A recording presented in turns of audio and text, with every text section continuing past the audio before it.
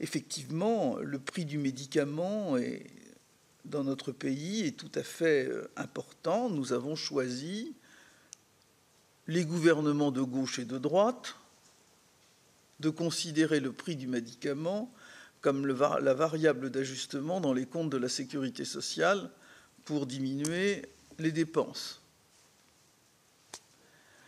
On a abouti ainsi à ce que, actuellement, je parle en grande masse, 50% des spécialités pharmaceutiques françaises sont les moins chères du marché européen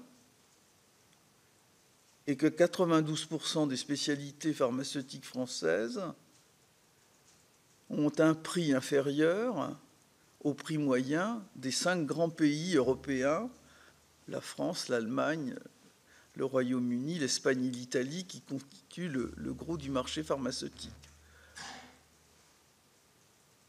Ce n'est pas sans inconvénient, puisqu'évidemment les détenteurs de stock de ces produits peuvent à tout moment être tentés de les distribuer dans des pays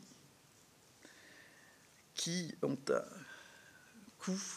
un prix de vente plus intéressant. On connaît par exemple l'exemple de l'amoxicilline, dont la forme injectable est à peu près 2 fois plus chère en Allemagne qu'en France. Et ce marché parallèle, dont vous avez certainement entendu les différents acteurs, c'est quand même 5 milliards de chiffre d'affaires. Donc, on a choisi une politique d'écrasement des prix dont on peut penser qu'elle n'est pas sans impact sur les approvisionnements, même si ce n'est pas sans doute l'aspect principal des ruptures que nous enregistrons.